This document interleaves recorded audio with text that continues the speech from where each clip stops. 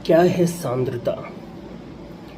किसी बिलियन में विलय के घोल की मात्रा को उसकी सांद्रता कहते हैं। उदाहरण के तौर पर हम जब पानी में चीनी या नमक को घोलते हैं तो साधारण से पानी में जो नमक या चीनी घोला गया है उसकी मात्रा उस बिलियन की सांद्रता कहलाती है।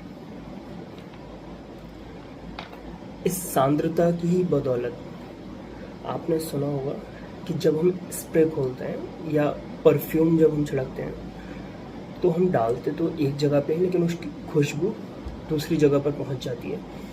इसका कारण है विसरण। विसरण क्या है? आपको सांद्रता पहले इसलिए बताई क्योंकि अब मैं सांद्रता शब्द का प्रयोग करूंगा। अगर सांद्रता को पहले डिफाइन नहीं किया होता तो आपको समझ नहीं आता। तो अब विसरण क्या है? जब स्प्रे या परफ्यूम के अणु एक स्थान से दूसरे स्थान पे जाते हैं तब उसे विसरण कहा जाता है।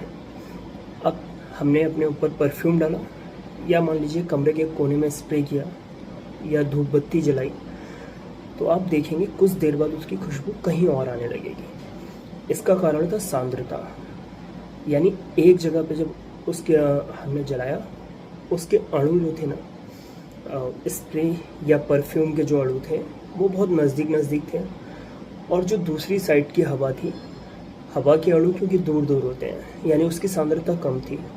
और आप पढ़ेंगे कि किसी भी जगह कोई भी चीज़ अधिक सांद्रता से कम सांद्रता की ओर जाती है या अधिकता से कम की साइड में जाती है। जैसे कि अगर हम लोहे की किसी छड़ को एक कोने में गर्म करेंगे तो हम देखेंगे कुछ देर बाद वो दूसरी साइड में गर्म हो जाएगी। उसका भी कारण यही है, लेकिन वो ना सांद्रता है ना विसरण है। ये सिर्फ आपको समझाने के लिए एक उदाहरण था कि कोई भी ज़्यादा वाली चीज़ अपने से कम की ओर गति करती है। ऐसी ही छोटी मोटी इन्फॉर्मेशन के लिए आप हमसे जुड़े रहिए। अच्छा लगे तो चैनल को लाइक करें, शेयर करें, सब्सक्राइब करें। आपके कमेंट अवश्य करें। Thanks for watching my YouTube.